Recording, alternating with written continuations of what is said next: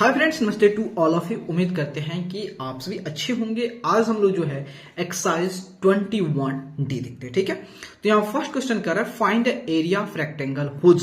देखिए यहाँ पर कह रहा है कि अगर मान लेते एक रेक्टेंगल है, उसका लेंथ एंड ब्रेथ दोनों दिया हो तो उसकी एरिया कैसे फाइंड आउट करेंगे।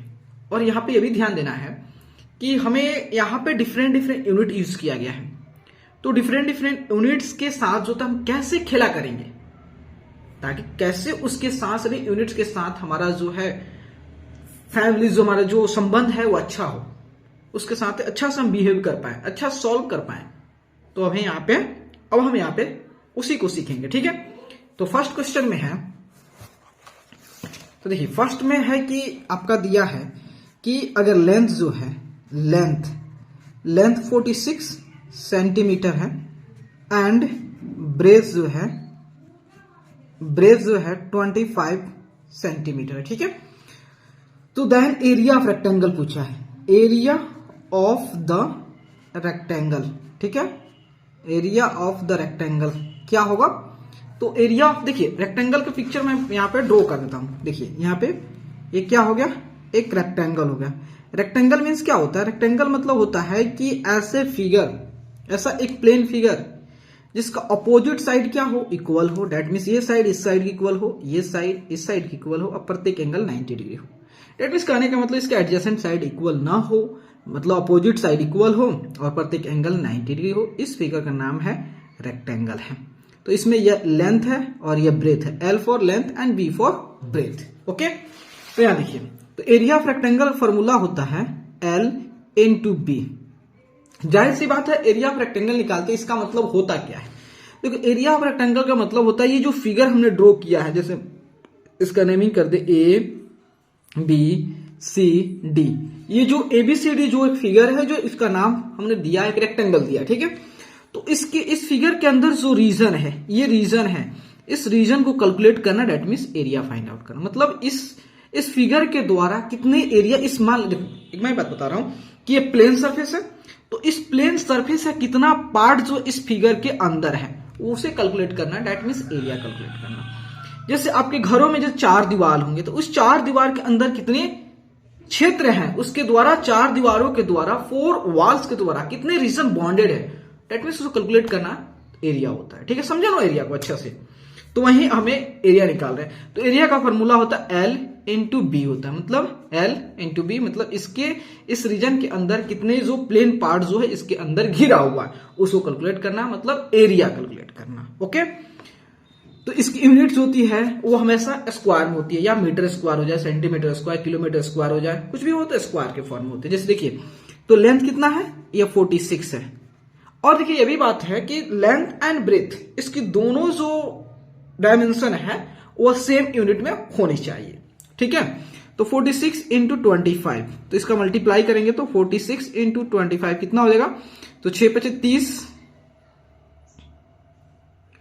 30 हो गया, और 5 जगह 20, 3 23, उसके बाद 6 दिन 12 और 4 दिन 8 है 9, तो 0 3 5 और 9 2 11, 1150 स्क्वायर सेंटीमीटर। मतलब जो होता है इस जो रेक्टेंगुलर फिगर है, इस फिगर के अंदर जो होता है वो 1150 स्क्वायर सेंटीमीटर रीजन जो होता है इसके अंदर घिरा हुआ है, समझ गए।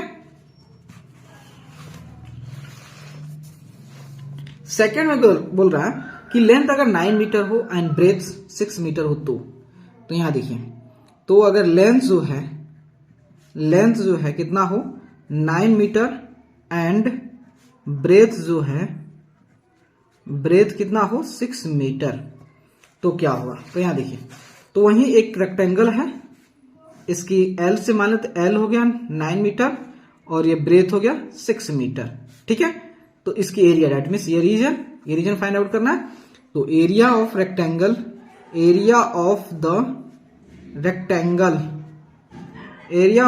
क्या होगा, L इंटू बी। तो L कितना है 9 और ब्रेथ कितना है 6, 9 54 स्क्वायर मीटर, ठीक है। अब थर्ड देखिए, थर्ड में बोल रहा है कि अगर लेंथ जो है अगर लेंथ जो है वो 14.5 मीटर हो एंड ब्रेथ जो है वह कितना है 6.8 मीटर हो, 6.8 मीटर हो, देन एरिया क्या होगा? तो एरिया इक्वल टू क्या होगा, यही शॉर्ट मिल रहा है, area equal to L into B. ठीक है, लेंथ कितना दिया है 14.5 एंड ब्रेथ कितना दिया है 6.8। अब इसको कैसे सॉल्व करोगे? जब डेसिमल में दिया हो तो कैसे सॉल्व करोगे? यहां देखिए, इस डेसिमल को हटाएंगे, उसके बदले 1, डेसिमल बाद कितने डिजिट है, एक जीरो पुट कर, उसी तरह इसको हटाएंगे 1 0। Okay done.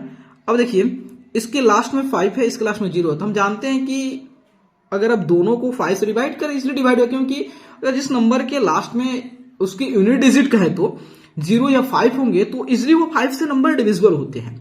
दैट मीन्स 5 से 2 बार में, और इस 5 से 5 में 10 और 4 9 5 45। ठीक है, उसके बाद 2 से ये एक बार में कट गया और 2 से ये 3 4 बार में कट गया। कितना आ गया? तो 29 इंटू 34/10। अब कहो तो ये भी 2 से कैंसिल हो जाएगा, ये भी 2 से, लेकिन नहीं करेंगे। क्यों? फिर हमें डिवाइड करना पड़ेगा। क्यों? क्योंकि डेसिमल में कन्वर्ट करने के लिए। तो इसलिए सिंपली हम क्या करेंगे, इस 29 34 से मल्टीप्लाई कर देंगे, तो कितना हो जाएगा 9 चौका 36 और 4 दूनी 8, 8 3 11, 9 त्रिका 27, 9 त्रिका 27, 27 के 7 और 3 6, 6 और 2 8।